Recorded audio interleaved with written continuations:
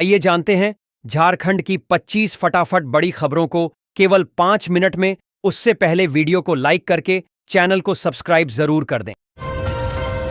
कल शाम तक ज्यूरिख पहुंचेंगे कल्पना संघ Hemant Soren. World economic forum में लेंगे भाग मुख्यमंत्री हेमंत सोरेन और विधायक कल्पना सोरेन। 15 जनवरी को ज्यूरिख पहुंचेंगे, जहां से वे दावोस में वर्ल्ड इकोनॉमिक फोरम में शामिल होंगे। 11 सदस्यीय प्रतिनिधिमंडल झारखंड की निवेश संभावनाओं, औद्योगिक नीति, खनन और सतत विकास को वैश्विक निवेशकों के सामने रखेगा। फोरम के बाद प्रतिनिधिमंडल व्यापार, शिक्षा और कौशल विकास के लिए यूनाइटेड किंगडम का दौरा करेगा। इसका उद्देश्य राज्य में निवेश आकर्षित करना है। असम की राजनीति में जेएमएम की एंट्री, आदिवासी मुद्दे पर हेमंत को घेरेंगे और हेमंत सोरेन जामुमो असम की राजनीति में सक्रिय हो रहा है, जहां मुख्यमंत्री हेमंत सोरेन हेमंत बिस्व शर्मा सरकार को आदिवासी मुद्दों पर घेरेंगे।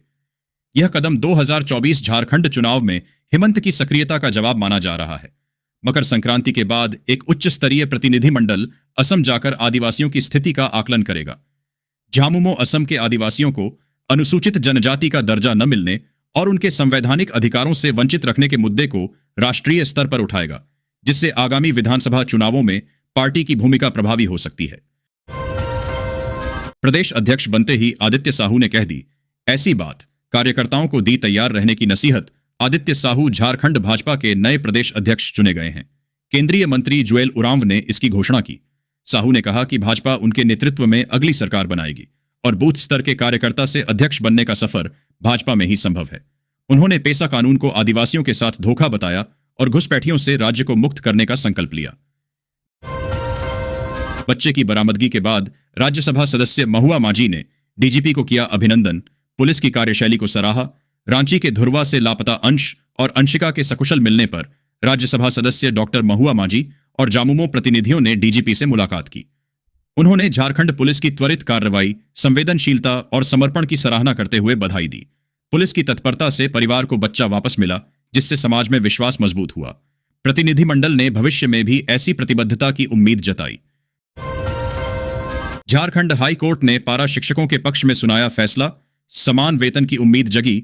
झारखंड उच्च न्यायालय ने कल्याण विभाग के आवासीय विद्यालयों में कार्यरत घंटी आधारित शिक्षकों के पक्ष में महत्वपूर्ण फैसला सुनाया है। न्यायालय ने विभाग को 12 सप्ताह के भीतर समान काम के लिए समान वेतन देने का निर्णय लेने का आदेश दिया। यह फैसला सिलास मुर्मू की याचिका पर आया, जिसमें दिवाकालीन पहाड़िया विद्यालयों के शिक्षकों की तुलना में कम मानदेय का मुद्दा उठाया गया था। इस निर्णय से शिक्षकों में खुशी की लहर है। अब आदित्य साहू बने झारखंड भाजपा का चेहरा, जानिए उनकी राजनीतिक यात्रा। झारखंड भाजपा के नए प्रदेश अध्यक्ष आदित्य साहू को निर्विरोध चुना गया है। उनके ओबीसी समुदाय से होने के कारण कार्यकर्ताओं में खासा उत्साह है। धनबाद समेत पूरे राज्य में भाजपा नेताओं और कार्यकर्ताओं ने उन्हें बधाई दी है। उम्मीद है कि उनके नेतृत्व में संगठन को जमीनी स्तर पर मजबूती मिलेगी और पार्टी जनहित के मुद्दों को आक्रामक तरीके से उठाएगी, जिससे जनाधार बढ़ेगा। जमशेदपुर में अवैध निर्माण पर हाईकोर्ट का हथौड़ा, 1 माह में तोड़े जाएंगे 24 विशाल भवन। झारखंड हाईकोर्ट ने जमशेदपुर में 24 अवैध निर्माणों को 1 महीने के भीतर तोड़ने का आदेश दिया है। चीफ जस्टिस एमएस सोनक और जस्टिस एसएन प्रसाद की खंडपीठ ने जेएनएससी को यह निर्देश दिया। यह फैसला राकेश झा की जनहित याचिका पर आया है। साकची, बिष्टुपुर, सोनारी और कदमा जैसे क्षेत्रों में कार्रवाई होगी। कोर्ट ने 25 फरवरी 2026 तक अनुपालन रिपोर्ट मांगी है, जिससे अनियोजित शहरीकरण पर रोक लगेगी।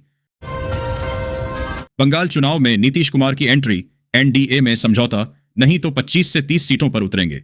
जदयू उम्मीदवार पश्चिम बंगाल में 2026 के विधानसभा चुनाव में जदयू 25 से 30 सीटों पर चुनाव लड़ेगा, यदि एनडीए के साथ सीट बंटवारे पर समझौता नहीं होता है।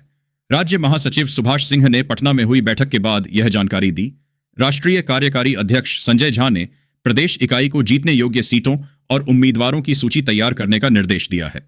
फरवरी में कोलकाता में एक कार्यकर्ता सम्मेलन भी आयोजित होगा। दंगवार सूर्य मंदिर मेला को मिलेगा राजकीय दर्जा, वित्त मंत्री ने किए कई बड़े ऐलान। झारखंड के वित्त मंत्री राधा कृष्ण किशोर ने हुसैनाबाद के दंगवार सूर्य मंदिर मेले को राजकीय दर्जा देने की घोषणा की। उन्होंने कहा कि सरकार राज्य को समृद्ध बनाने के लिए किसानों, युवाओं और मीडिया कर्मियों के लिए काम कर रही है। मंत्री ने दंगवार में बैंक शाखा खोलने और सोन नदी पर तटबंध बनाने का भी ऐलान किया। उन्होंने जपला सीमेंट फैक्ट्री को पुनर्जीवित करने की बात कही और केंद्र सरकार की नीतियों की आलोचना की। युवक को अवैध रूप से हिरासत में रखने के मामले में हाई कोर्ट ने मांगा जवाब, रांची एसएसपी हुए हाजिर झारखंड। हाई कोर्ट ने देवव्रत नाथ शाहदेव की कथित अवैध हिरासत मामले में सुनवाई की। कांके थाना प्रभारी ने स्पष्टीकरण दिया कि शाहदेव को अवैध रूप से हिरासत में नहीं लिया गया था, बल्कि पूछताछ के बाद बेल बांड पर छोड़ा गया। बाद में खूंटी पुलिस उसे दूसरे मामले में ले गई। कोर्ट ने पुलिस से विस्तृत शपथ पत्र मांगा है कि युवक को कब हिरासत में लिया गया और कब छोड़ा गया। अगली सुनवाई 29 जनवरी को होगी। रांची में ऊंचाई के अलावा इन कारणों से अधिक ठंड, विशेषज्ञों ने शिमला व अन्य जगहों से तुलना कर दी। जानकारी, रांची में इस वर्ष कड़ाके की ठंड पड़ रही है। न्यूनतम तापमान में काफी गिरावट दर्ज की गई है। विशेषज्ञों के अनुसार रांची की भौगोलिक ऊंचाई, शिमला में हिमपात का असर, बंगाल की खाड़ी की गतिविधियां और ला नीना का प्रभाव इसके मुख्य कारण है।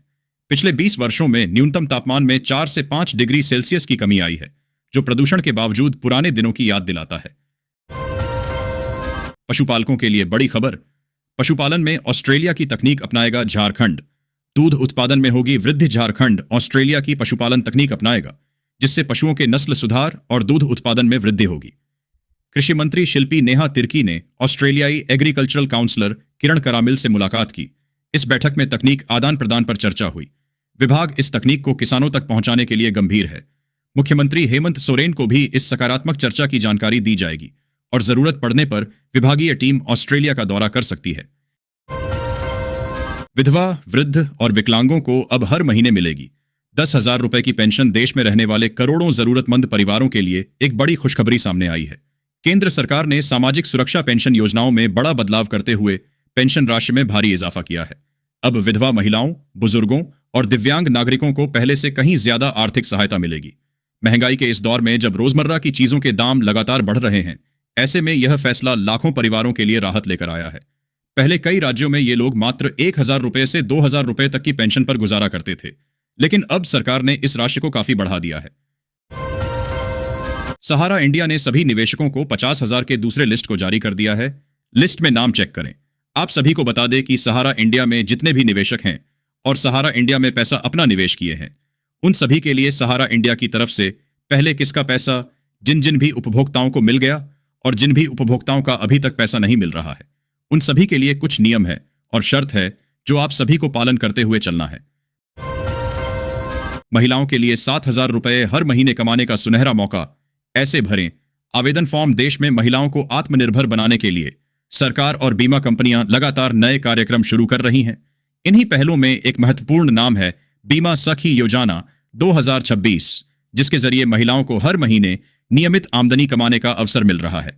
इस योजना का उद्देश्य सिर्फ रोजगार देना नहीं है, बल्कि महिलाओं को वित्तीय जानकारी से सशक्त बनाकर समाज में उनकी भूमिका को मजबूत करना भी है। सरकार दे रही सिलाई मशीन के लिए महिलाओं को 15,000 रुपये। आवेदन फॉर्म भरना शुरू। देश भर में महिला सशक्तिकरण को बढ़ावा देने के लिए केंद्र सरकार लगातार नई पहल कर रही है। इसी कड़ी में प्रधानमंत्री विश्वकर्मा योजना के तहत चलाई जा रही फ्री सिलाई मशीन योजना आर्थिक रूप से कमजोर महिलाओं के लिए एक नई उम्मीद लेकर आई है। इस योजना के माध्यम से सरकार पात्र महिलाओं को सिलाई मशीन खरीदने के लिए 15,000 रुपये तक की वित्तीय सहायता उपलब्ध करा रही है। यह राशि सीधे लाभार्थी के बैंक खाते में ट्रांसफर की जाती है, जिससे महिलाएं अपने घर बैठे स्वरोजगार शुरू कर सकती हैं और परिवार की आर्थिक स्थिति में सुधार ला सकती हैं। राष्ट्रीय समागम में आचार्य प्रदीप भैया का आह्वान, विवेकानंद के विचारों को युवा बनाएं। सफलता का सूत्र, हनुमान कथा वाचक। आचार्य प्रदीप भैया ने कहा कि स्वामी विवेकानंद के विचार युवाओं के करियर निर्माण और लक्ष्य प्राप्ति के लिए अत्यंत प्रासंगिक हैं। राष्ट्रीय युवा दिवस पर दिल्ली में आयोजित विकसित भारत का संकल्प और युवा कार्यक्रम में उन्होंने युवाओं को सांस्कृतिक जड़ों से जुड़ने और डिजिटल चुनौतियों के प्रति सजग रहने की सलाह दी। गोड्डा ने जीता under 19 BN Singh trophy. Bokaro को 23 रनों से हराया। बोकारो में आयोजित जेएसएससीए अंतर जिला under 19 plate group BN Singh trophy के फाइनल में गोड्डा ने बोकारो को 23 रनों से हराकर चैंपियनशिप जीती। वैभव यादव के शतक 101 और सौरव कुमार मांझी के अर्धशतक 63 की बदौलत गोड्डा ने 231 रन बनाए। जवाब में बोकारो 208 रन ही बना सकी। Vaibhav Yadav player of the match रहे। झारखंड क्रिकेट संघ के सचिव सौरभ तिवारी ने विजेता टीम को सम्मानित किया। 12 दिन 12 राज्यों में पुलिस ने दी दबिश। अपहरण के 13वें दिन रामगढ़ में मिले अंश और अंशिका। रांची के धुरवा से 2 जनवरी को अपहृत 5 वर्षीय अंश और 4 वर्षीय अंशिका को 13 दिन बाद रामगढ़ से सकुशल मुक्त कराया गया। पुलिस ने अपहरण में शामिल नव खेरवार और उसकी पत्नी को गिरफ्तार किया। मुख्यमंत्री हेमंत सोरेन ने पुलिस की सराहना करते हुए आपराधिक गिरोहों पर नकेल कसने का संकल्प लिया। इस अभियान में 12 राज्यों में व्यापक तलाशी और 500 से अधिक सीसीटीवी फुटेज की जांच शामिल थी। निपाह वायरस को ले झारखंड अलर्ट, इसके लक्षण और बचाव के बारे में जानिए विस्तार से। बंगाल में निपाह वायरस के 2 मामले सामने आने के बाद झारखंड सरकार सतर्क हो गई है। स्वास्थ्य मंत्री डॉक्टर इरफान अंसारी ने सभी सिविल सर्जनों को अलर्ट रहने और निगरानी बढ़ाने के निर्देश दिए हैं। विभाग को त्वरित रिपोर्टिंग और जन जागरूकता कार्यक्रम चलाने को कहा गया है। निपाह के लक्षणों, बचाव और सावधानियों पर ध्यान केंद्रित किया जा रहा है ताकि राज्य में इसका प्रसार रोका जा सके। नगर निगम के वर्गीकरण मामले में हाई कोर्ट में सुनवाई पूरी। निर्णय सुरक्षित। झारखंड हाई कोर्ट ने राज्य के नगर निगमों को 2 वर्गों में बांटने के खिलाफ दायर याचिका पर सुनवाई पूरी कर ली है। अदालत ने सभी पक्षों की बहस सुनने के बाद अपना फैसला सुरक्षित रख लिया है। याचिकाकर्ता ने सरकार के इस कदम को असंवैधानिक बताया है क्योंकि संविधान में ऐसे वर्गीकरण का कोई प्रावधान नहीं है। याचिका में धनबाद और गिरिडीह में मेयर पद के आरक्षण पर भी सवाल उठाए गए हैं। मकर संक्रांति का पावन पर्व धनबाद में दामोदर और बराकर में श्रद्धालु लगा रहे आस्था की डुबकी। धनबाद में मकर संक्रांति श्रद्धा और उल्लास से मनाई जा रही है। सूर्य के मकर राशि में प्रवेश पर श्रद्धालुओं ने दामोदर, बराकर सहित अन्य नदियों और जलाशयों में पवित्र स्नान किया। भगवान सूर्य को अर्घ्य देकर सुख समृद्धि की कामना की गई। लोगों ने चूड़ा, दही, गुड़, तिल का दान किया। पतंगबाजी का भी विशेष उत्साह देखा गया, जिससे शहर में उत्सव का माहौल है। धनबाद में मेडिकल कॉलेज के गर्ल्स हॉस्टल में घुसे आवारा कुत्ते, छात्राओं में मची अफरा तफरी। धनबाद के शहीद निर्मल महतो मेडिकल कॉलेज एंड अस्पताल SNMMCH के गर्ल्स हॉस्टल में आवारा कुत्तों के घुसने से छात्राओं में हड़कंप मच गया। कुत्ते कमरों और छत तक पहुंच गए, जिससे छात्राएं डरकर अपने कमरों में बंद हो गईं। यह घटना कॉलेज परिसर में आवारा जानवरों के बढ़ते आतंक को दर्शाती है, जिससे छात्राओं को आने जाने में भी परेशानी हो रही है। पूर्व में सियार घुसने की घटना पर हाईकोर्ट ने संज्ञान लिया था, फिर भी ठोस कार्रवाई नहीं हुई है। सतरागाछी, येलाहंका और चेन्नई स्पेशल ट्रेनों के फेरे बढ़े, पर आज रद्द रहेंगी ये 4 मेमू ट्रेनें। जाने पूरा अपडेट। दक्षिण पूर्व रेलवे ने यात्रियों की भारी भीड़ को देखते हुए 4 लंबी दूरी की स्पेशल ट्रेनों सतरागाछी, येलाहंका, शालीमार, चेन्नई की परिचालन अवधि फरवरी अंत तक बढ़ा दी है। इससे दक्षिण भारत जाने वाले यात्रियों को राहत मिलेगी। हालांकि चक्रधरपुर रेल मंडल में ट्रैक रखरखाव के कारण 15 जनवरी को टाटानगर बादाम पहाड़ रेलखंड पर 4 मेमू पैसेंजर ट्रेनें रद्द रहेंगी। यात्रियों को यात्रा से पहले शेड्यूल जांचने की सलाह दी गई है। टाटानगर स्टेशन पर RPF की सर्जिकल स्ट्राइक। 20 लाख के गांजे के साथ ओडिशा के 2 तस्कर गिरफ्तार। चक्रधरपुर रेल मंडल के RPF उड़न दस्ते ने टाटानगर स्टेशन पर ऑपरेशन नार्कोस के तहत बड़ी कार्रवाई की। टीम ने 40 किलोग्राम गांजे के साथ ओडिशा के 2 अंतर्राज्यीय तस्करों को गिरफ्तार किया, जिसकी अंतर्राष्ट्रीय बाजार में कीमत 20 लाख रुपए है। ये तस्कर नीलाचल एक्सप्रेस से टाटानगर पहुंचे थे और गुजरात के ओखा जा रहे थे। RPF ने पिछले 17 दिनों में कुल 85.3 किलोग्राम गांजा जब्त किया है। BCCL IPO को मिला रिकॉर्ड तोड़ समर्थन। 146.8 गुना हुआ सब्सक्राइब। BCCL के IPO को निवेशकों से जबरदस्त प्रतिक्रिया मिली है, जो अंतिम दिन 146.8 गुना सब्सक्राइब हुआ। यह भारत के सबसे अधिक अभिदान पाने वाले सरकारी उपक्रमों में दूसरे स्थान पर है। कोयला क्षेत्र की स्थिर मांग, कंपनी की परिसंपत्तियां और कोल इंडिया समूह की विश्वसनीयता ने निवेशकों का भरोसा बढ़ाया। विशेषज्ञों के अनुसार PSU के बेहतर वित्तीय परिणाम और आकर्षक कीमतों ने इसमें रुचि बढ़ाई है। इसकी लिस्टिंग 16 जनवरी को होने की संभावना है। निपाह वायरस को लेकर झारखंड में अलर्ट। सदर और रिम्स में बने isolation ward. 42 bed reserve. Paschim Bengal में निपाह वायरस से मौत के बाद झारखंड सरकार हाई अलर्ट पर है। स्वास्थ्य मंत्री ने सभी सिविल सर्जनों को सतर्क रहने का निर्देश दिया। रांची के सदर अस्पताल और रिम्स में कुल 42 आइसोलेशन बेड तैयार किए गए हैं, जिनमें ऑक्सीजन सुविधा और विशेषज्ञ डॉक्टर उपलब्ध हैं। सिविल सर्जन ने लोगों से घबराने के बजाय सतर्क रहने, बाहरी भोजन से बचने और फलों को धोकर खाने की अपील की।